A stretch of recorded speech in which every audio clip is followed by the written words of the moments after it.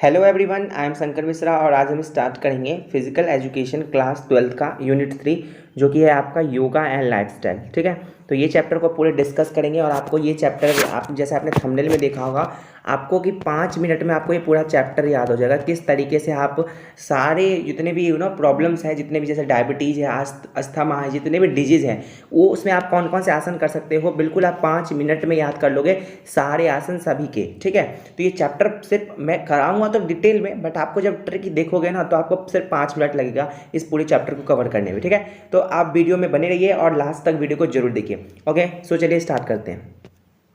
सबसे पहले मतलब है आसन का मतलब क्या होता है। ठीक है, और आसन से आप क्या समझते हैं, तो इसका मतलब है कि जो जो जो भी पोजीशन जिसमें हम क्या हो कंफर्टेबली बैठ जाए, to sit in a comfortable position for everlasting मतलब एक क्या होता है लंबे समय तक, समझ में आ रहा है, लंबे समय तक, लंबे पीरियड ऑफ टाइम के लिए। ठीक है, इज कॉल्ड आसन, उसे हम आसन कहते हैं। ठीक है, तो आसन का मतलब क्या है कि जो भी पोजीशन में हम क्या कर सकते हैं, एक एवर लास्टिंग या फिर हम कह सकते हैं लंबे समय तक जिस पोजीशन में हम कंफर्टेबली बैठ जाएं उसे हम क्या कहते हैं, आसन कहते हैं, चाहे कोई सा भी पोजीशन हो। ठीक है, ठीक है, पोजीशन मीन्स यहाँ पर हो रहा है डिफरेंट टाइप ऑफ आसन के लिए यूज हुआ है पोजीशन। ओके, सो इसको दूसरा डेफिनेशन जो है इसका, आप दोनों में से कोई एक लिखो यदि पेपर में आए तो। ठीक है, और दोनों ही लिख सकते हो, कोई दिक्कत नहीं है। अकॉर्डिंग टू योग सूत्र के अकॉर्डिंग क्या होता है, आसन का मतलब क्या होता है, स्थिरम सुखम आसनम। ठीक है, कि स्थिरम सुखम आसनम मीन्स यही है कि जिस पोजीशन में आप क्या कर पाओगे,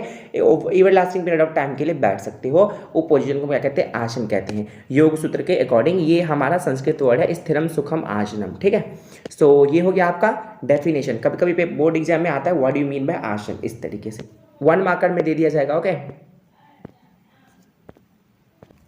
तो अब हमारा सेकंड टॉपिक है आसन एज अ प्रिवेंटिव मेजर।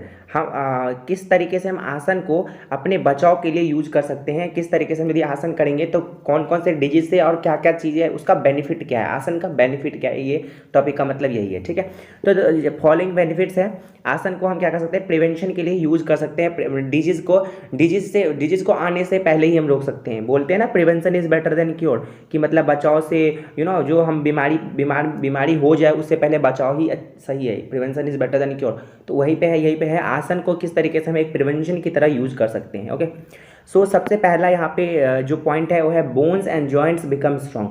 यदि आप आसन रेगुलरली करते हो तो आपके जो बोन्स है, आपकी जो हड्डियां हैं, आपके जो जॉइंट्स हैं, ठीक है, वो स्ट्रांग होंगे और आपको कभी भी बोन्स रिलेटेड और जॉइंट्स रिलेटेड डिजीज या फिर प्रॉब्लम्स नहीं होगा। ठीक है, आपका जो सर्कुलेशन होता है ब्लड का थ्रू आउट द बॉडी में वो नॉर्मल रहेगा और आपको जो मतलब कोई भी ब्लड रिलेटेड या फिर बीपी, ब्लड प्रेशर, ये सब बिल्कुल नॉर्मल रहेगा आपका, यदि आप योगा और आसन रेगुलरली फॉलो करते हो तो।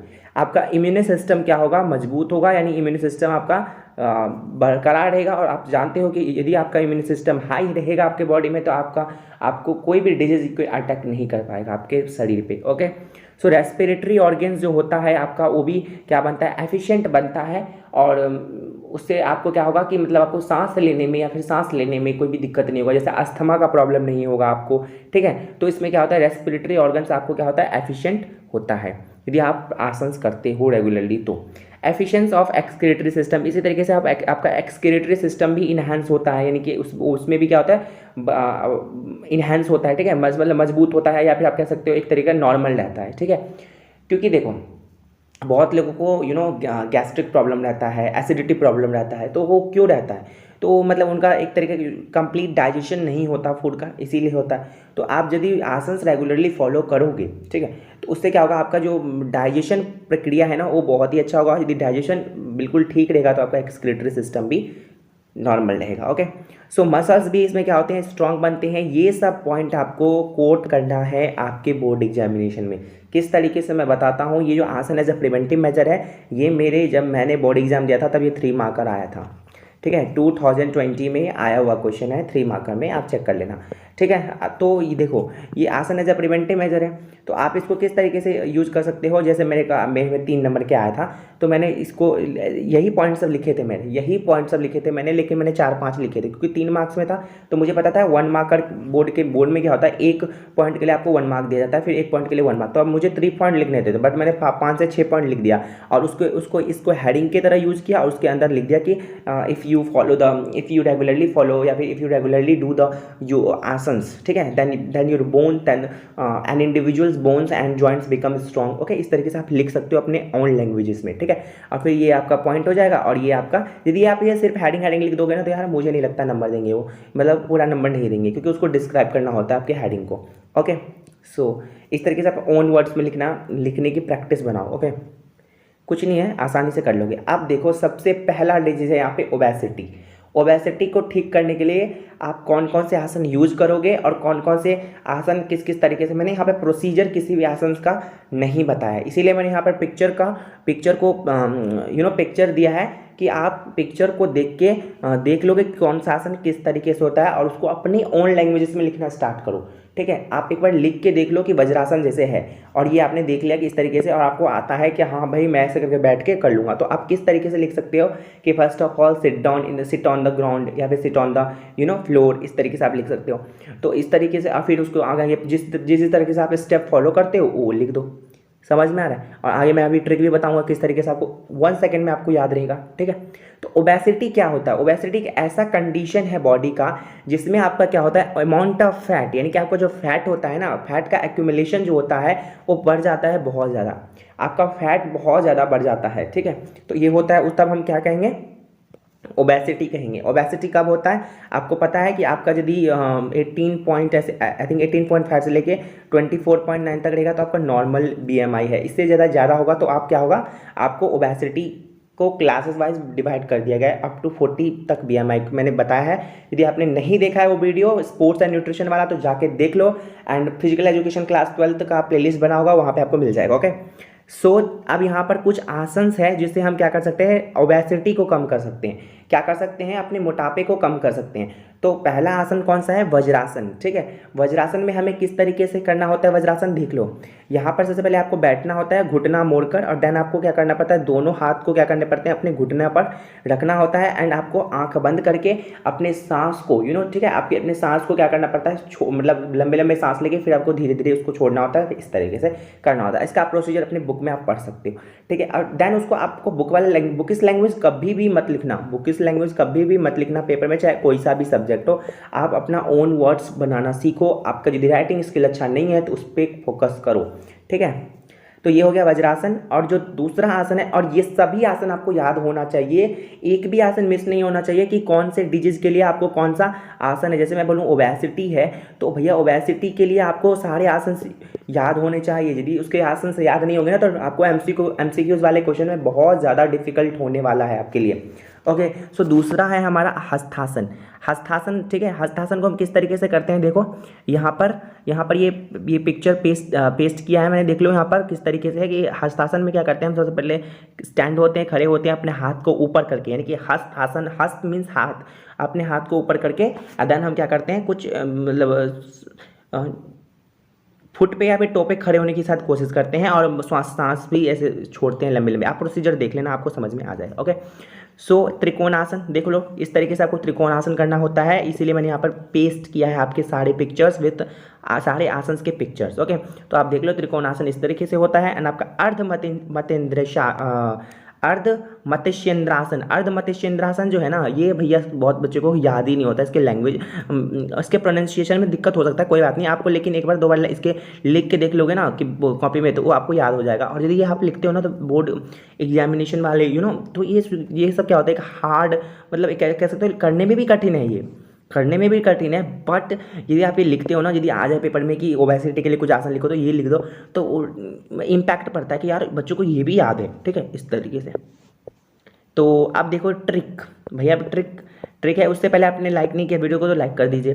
ओके, सो देखो यहाँ पर ट्रिक टू लर्न ओबेसिटी के आसन को, नेम को आप किस तरीके से याद कर सकते हो, तो जो जो मैं बोल रहा हूँ ना उसको आप ध्यान से लिख लो, और ये लाइन आपको याद करना है, ये लाइन आपको याद करना है। और अभी मैं दूसरे वीडियो जब आएगा आपका, ये इस योगा एंड लाइफस्टाइल का दूसरा वीडियो आएगा जिसमें मैं एमसीक्यूज के क्वेश्चंस और इसके पार्ट 2 आएगा ना, आधा तो मैं आज कराऊंगा, आधा पार्ट 2 में कराऊंगा। तो उसमें आप देखना कितने एमसीक्यूज मैंने कर दे रखे हैं जो कि आपके इसी से रिलेटेड है, कि आपको यदि याद नहीं होगा ये ट्रिक तो आप नहीं कर पाओगे, डेफिनेटली नहीं कर पाओगे, ठीक है। तो देखो, ओबेसिटी को ठीक करने के लिए कुछ यहाँ पर मैंने लाइनें बनाए हैं खुद से, ये आपको कहीं भी नहीं मिलेंगे, ये मैंने खुद से बनाए थे तो क्लास 12th में, और मुझे बहुत ज़्यादा मदद किया था। और बस 5 मिनट में इसको रिवीजन नहीं निकलता था, योगा एंड लाइफस्टाइल वाले चैप्टर को। अब बच्चे इसमें डरते रहते थे, ठीक है। तो मैंने अपने फ्रेंड्स को भी बताया था, कुछ फ्रेंड्स को। तो ओबेसिटी को ठीक करने के लिए त्रिदेवी ने, ठीक है, त्रिदेवी आपने सुना होगा, जो तीनों लोके की देवी होती है, त्रिदेवी ने हाथ में वज्र लिया। वज्र समझ रहे हो ना, कि एक तरीके का आप कह सकते हो जो टूल होता है, एक तरीके का आप कह सकते हो हथियार, विपन, ओके।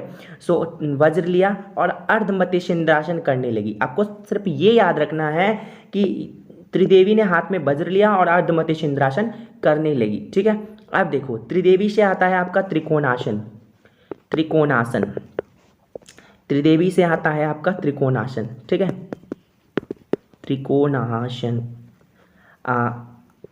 ठीक है। अब यहाँ पे हाथ से आता है आपका हस्तासन,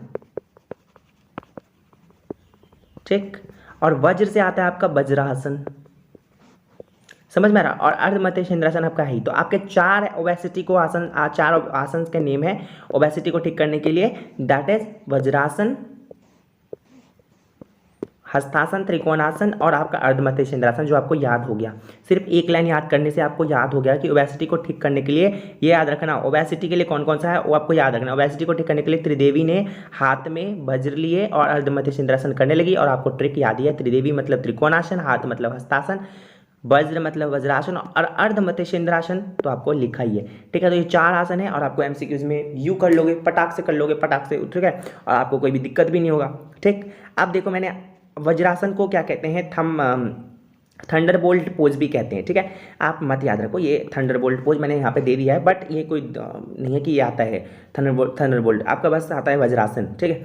तो इसका बेनिफिट क्या क्या होता है हम देखेंगे, बेनिफिट, ठीक है। वज्रासन को करने से क्या क्या बेनिफिट होता है, तो आपका जो पेल्विक मसल्स होता है, जो पेरू वाला मसल्स होता है ना, वो मजबूत होता है। और इसको यदि आप प्रैक्टिस करोगे ना खाना खाने के बाद, तो क्या होगा, आपका डाइजेशन प्रोसेस भी इन्हांस होता है, या मजबूत होता है, या बढ़ता है, ठीक है। आपका जो फूड है वो अच्छे तरीके से डाइजेस्ट हो जाता है, आपका माइंड को स्टेबलाइज करता है, यानी कंसंट्रेशन पावर आपका बढ़ता है, और बॉडी आपका रिलैक्स फील करता है। और सियाटिका एक डिजीज़ है, ठीक है, एक डिजीज होता है सियाटिका, तो उसमें भी मदद करता है आपका वज्रासन, ठीक है। और ये इंडाइजेशन प्रोसेस, यानी कि जो आपका खाना पचता नहीं है ना, उसको पूरा मतलब उसको क्या करता है, पचाना, फिर आपका डाइजेस्टिंग सिस्टम एफिशिएंट हो जाता है, आपका मेटाबॉलिज्म इंप्रूव होता है। मेटाबॉलिज्म मतलब क्या समझते हो, मेटाबॉलिज्म मतलब होता है केमिकल प्रोसेस जो आपके शरीर के अंदर होता ही रहता है, जैसे आपका ब्रीथिंग हो गया, आपका डाइजेशन हो गया, ठीक है। तो डाइजेशन भी क्या है, मेटाबॉलिज्म है, ठीक है। तो इस तरह ये सब क्या है, आपका मेटाबॉलिज्म है, जो केमिकल प्रोसेसेस होते रहते हैं ना आपके बॉडी के अंदर, उसे कहते हैं मेटाबॉलिज्म। लाइक एग्जाम्पल के लिए डाइजेशन, ब्रीथिंग, ये सब, ठीक है। अब ये क्या करता है, फ्लेक्सिबिलिटी को इंक्रीज करता है, और क्या करता है, आपको जो टाइट मसल्स होते हैं ना उसको मजबूत करता है, ठीक है। टाइट मसल्स को मजबूत करता है, और ब्लड सर्कुलेशन को इंप्रूव करता है, ब्लड का सर्कुलेशन नॉर्मल हो जाता है यदि आप वज्रासन करते हो। तो कॉन्ट्राडिक्शंस मतलब क्या होता है, मनाही, या फिर आप कह सकते हो किस किस के लिए मना है, या फिर एक तरीके का कौन कौन नहीं कर सकता, ठीक है। तो वज्रासन उसको नहीं करना चाहिए जिस पीपल को अर्थराइटिस है। अर्थराइटिस मतलब क्या होता है पता है तुम्हें, गठिया का प्रॉब्लम नहीं होता है, उसे कहते हैं अर्थराइटिस, ठीक है। तो अर्थराइटिस जिसको है घुटनों में, तो उसको क्या करना चाहिए, वज्रासन नहीं करना चाहिए, क्योंकि वो घुटना मोड़ के बैठना होता है, और जिसको अर्थराइटिस है घुटनों में, तो कैसे कर सकता है, उसको प्रॉब्लम होगा। तो runners should avoid if they have injury in their hamstrings और द क्लैप्स। यदि रनर्स को कोई भी इंजरी है तो उनको नहीं करना चाहिए वज्रासन, ठीक है। तो ये हो गया आपका बेनिफिट और कंट्राडिक्शन। आपको प्रोसीजर खुद से लिखना है, ये मैं कह दे रहा हूँ, क्योंकि आपको प्रोसीजर भी आता है पेपर में, प्रोसीजर आता है, और मैंने इसीलिए पिक्चर्स पेस्ट किए हैं कि आपको पता रहे कि कौन सा आसन किस तरीके से होता है, और उसको आप ओन लैंग्वेज में यूज़ करो। मैं बुकिश लैंग्वेज यहाँ पे लिख के रख दूंगा ये पीपीटी में मैं बुकिश लैंग्वेज दे दूंगा, बट क्या फ़ायदा, बुकिश लैंग्वेज का आपको कोई फ़ायदा ही नहीं है। आपको जब खुद नहीं लिखने की प्रैक्टिस डालोगे तो आपके सारे सब्जेक्ट के लिए वो फ़ायदामंद रहेगा। ओके, तो सेकंड पोज है हस्तासन, जिसे ऊर्ध्वा हस्तासन भी कहते हैं। ठीक है, ऊर्ध्वा हस्तासन आपको याद रखने की जरूरत नहीं है, सिर्फ हस्तासन याद रख लो। और यदि आप इसका कॉमन नेम भी याद कर लेते हो, जैसे ऊर्ध्वा हस्तासन है, तो ये आपके मतलब एक आपका नॉलेज भी रहेगा, और यदि पेपर में आ जाए तो आपको वो भी बेनिफिट रहेगा। ठीक है, तो कभी कभी एमसीक्यूज वाले क्वेश्चन में इस तरह के क्वेश्चन आते हैं कि what is the other name of hastasana, तो उसमें ऑप्शन रहेगा। आप एक बार यदि पढ़ लिए रहोगे तो आपको दिमाग में डेफिनेटली होगा। ओके, इसका बेनिफिट ये है कि आपके बॉडी को रेस्ट गिव्स, पूरे बॉडी को रिलैक्स फील करवाता है। यदि आप हस्तासन करते हो तो पूरे बॉडी आपका रिलैक्स फील करेगा। ठीक है, क्योंकि इसमें हाथ ऊपर करके करना पड़ता है इस तरीके से। और ये चिल्ड्रन के में क्या होता है, ये आपका हाइट भी बढ़ाता है। ठीक है, एक देखो, एक हस्तासन हो गया, यदि आपका हाइट नहीं बढ़ रहा है अभी भी तो आप भी कर सकते हो। ठीक है, एक हस्तासन हो गया, एक तारासन हो गया, अभी मैं आगे कराऊंगा तारासन। तो ये दो जो आसन है ना, यदि आप करोगे रेगुलरली तो आपका हाइट जरूर बढ़ेगा। ठीक है, हाइट आपका जरूर डेफिनेटली बढ़ेगा। ओके, क्योंकि हमारे सर थे फिजिकल एजुकेशन वाले टीचर थे हमारे सर जी, तो वो बताते थे कि आप तारासन किया करो रोज तो आपका हाइट बढ़ेगा। तो मैं घर पे जाके तारासन करता था। ऐसे मेरा हाइट ठीक था नॉर्मल, बट फिर भी करता था, तो हाँ थोड़ा बहुत तो इम्प्रूव हुआ ही। ओके, सो यहाँ पे देखो, ये फ्लेक्सिबिलिटी और वेस्ट, फ्लेक्सिबिलिटी जो वेस्ट साइज में होता है ना, वेस्ट में, तो उसमें उसका भी इंक्रीज करता है, और बेली फैट को रेड्यूस करता है, आपके बेली फैट को। और कॉन्स्टिपेशन, जो कॉन्स्टिपेशन मतलब पता है, जो आपका खाना ना पचता नहीं है ना, कब्ज का प्रॉब्लम होता है, उससे कॉन्स्टिपेशन कहते हैं। तो कॉन्स्टिपेशन को रेड्यूस करेगा यदि आप हस्तासन करोगे तो। ठीक है, कॉन्ट्राडिक्शन किन किन को नहीं करना चाहिए, तो उनको अवॉइड करना चाहिए जिनको नेक पेन का प्रॉब्लम है। ठीक है, और उनको भी नहीं करना चाहिए जिनको सोल्जर पेन है। तो ये दो लोगों को नहीं करना चाहिए, जिनको ये सब प्रॉब्लम है। ठीक है, तो उनको ये सब नहीं करना चाहिए। अब त्रिकोणासन, ठीक है, ऐसे तो बहुत सारे कॉन्ट्राडिक्शन है, बट आपको याद करने की जरूरत नहीं है इतने सारे, सिर्फ दो याद कर लो, बहुत ज़्यादा है। ठीक है, दो आपको पता होना चाहिए, बहुत ज़्यादा, इतने सारे कॉन्ट्राडिक्शन आप याद नहीं कर सकते सारे आसन का। ठीक है ना, भूल जाओगे, तो इसलिए दो दो याद कर लो। बहुत सारे ऐसे कॉन्ट्राडिक्शन है, मैं सारा पेस्ट कर दूँ, लेकिन जो मुझे लगता है कि हाँ बच्चे ये कर सकते हैं वो मैं करता हूँ, जो मैंने खुद याद किए थे अपने 12th क्लास में वो।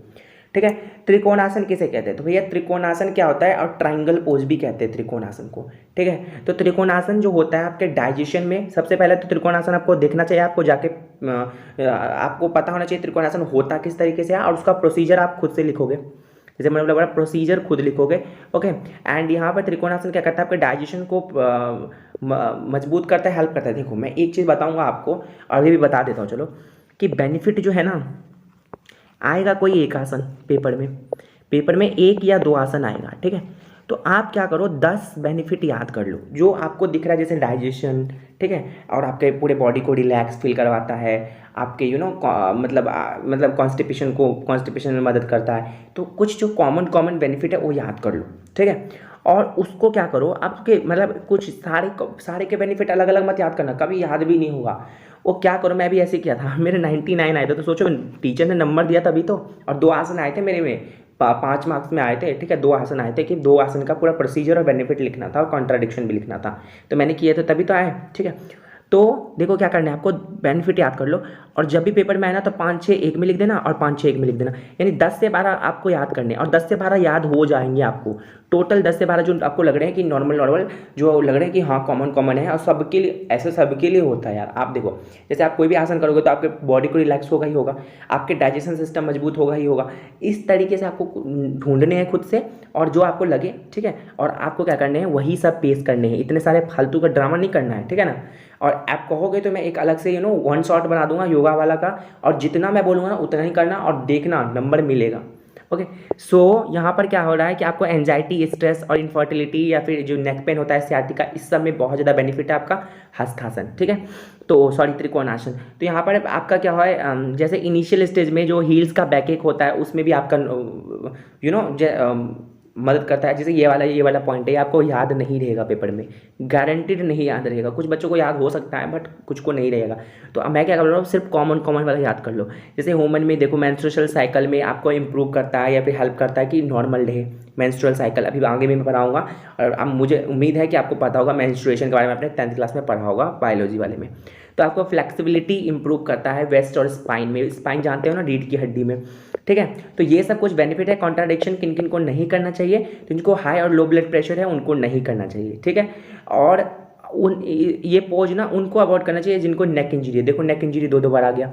तो इसी तरीके से मैं बोल रहा हूँ कॉन्ट्राडिक्शन भी आप कॉमन याद कर लेना। जैसे एक आप एक आप हमेशा यूज़ कर सकते हो, ठीक है। जैसे लगे कि हाँ ये आसन में फिट हो रहा है, ठीक है, तो वो प्रेगनेंसी वाला कि प्रेग्नेंट लेडी को कभी नहीं करना चाहिए, ठीक है, प्रेग्नेंट लेडी को कभी नहीं करना चाहिए ये आसन। ये आप एक याद कर लो। जैसे देखो यहाँ पर है अवॉइडेड वाइल प्रेगनेंसी, तो अर्ध मध्य चंद्रासन कभी नहीं करना चाहिए, जिसे हम कहते हैं half Lord of the fishes pose. ये आपको याद नहीं करना, कॉमन नेम आपको अर्ध मध्य चंद्रासन सिर्फ यही याद रखना है, ठीक है। बेनिफिट देख लो, आपके मेंस्ट्रुअल साइकिल को कंट्रोल करके रखता है ह्यूमंस में, देख लो, और साइन और फेस में मदद करता है, देख लो ना, आ गया ना कॉमन वाला बेनिफिट सब। और यहाँ पर क्या करता है, आपको कंट्रोल करता है सेक्रेशंस और पैनिक्रियाज ग्लैंड, जो आपके पेट में जो पैनिक्रियाज है, सिक्रेशन वाले ग्लैंड सब है, उस सबको क्या करता है, कंट्रोल करके रखता है, नॉर्मल करके रखता है, ठीक है। आपको रेड्यूस करेगा फैट को और हेल्प करेगा आपको ओबेसिटी को कम करने में। भैया देखो, आपको ये याद रखना चाहिए कि वज्रासन जैसे है, वज्रासन, ठीक है। तो वज्रासन जो है, अब जैसे मैं बता रहा हूँ वज्रासन, और ये किसका था, त्रिदेवी ने हाथ में वज्र लिया, किस चीज़ को कम करने के लिए, ओबेसिटी को कम करने के लिए, ठीक है। तो ओबेसिटी आप एक तो भैया बेनिफिट ये लिख सकते हो ना, ओबेसिटी, ठीक है। तो ओबेसिटी को कम करने के लिए ये वाला जो पोज है या फिर ये वाला जो आसन है वो हेल्पफुल है। तो ये इसी तरीके से आपको ढूंढना है यार। 5 मिनट में ये चैप्टर कंप्लीट हो जाता है, और बच्चे इसमें लगे रहते हैं 2-2 घंटा, 3-3 घंटा, 3 दिन 4 दिन, ऐसा नहीं करना, और तभी भी याद नहीं होता उनको। कॉन्ट्राडिक्शन क्या होता है, कॉन्ट्राडिक्शन है कि सब जो बैक पेन से और नेक पेन से, देखो फिर से नेक पेन आ गया, तो आपको नहीं करना है, ठीक है। नेक पेन या नेक इंजरी से जिनको है या फिर बैक पेन है उनको ये करना नहीं है, और ये प्रेग्नेंट वाली लेडी को भी नहीं करना, ठीक है। तो ये सब क्या है, कॉन्ट्राडिक्शन है, ठीक है। अब आ गया ये आपका चार हो गया आसन, और मुझे लगता है याद हो गया होगा। आप ऐसे ही माइंड में रिपीट करते रहो। डायबिटीज़ को ठीक करने के लिए त्रिदेवी ने हाथ में वज्र लिया और अर्ध मध्य चंद्रासन करने लगी, ठीक है। अब आता है डायबिटीज़। तो उससे पहले मैं देख लेता हूँ कितने मिनट का ये वीडियो बना है, 21 मिनट का बन गया। तो मैं ये डायबिटीज़ वाला जो है नेक्स्ट वीडियो में कराऊंगा, उसके बाद इसके 3-4 वीडियो आएंगे, ठीक है, कोई बात नहीं, इसके 3-4 वीडियो आएंगे और आपको मैं करा दूंगा, ठीक है। Thank you so much watching this video. If you not like it and if you not, आपको यदि पसंद नहीं आया तो आप प्लीज़ मुझे कॉमेंट करके बता दो कि आपको पसंद नहीं आया, ठीक है। मैं बिल्कुल खुश हो जाऊँगा यदि आपको नहीं पसंद आया, तो आप मुझे कमेंट कर दो कि भैया मुझे नहीं पसंद आया, मुझे ट्रिक भी पसंद नहीं है। Okay, thank you so much.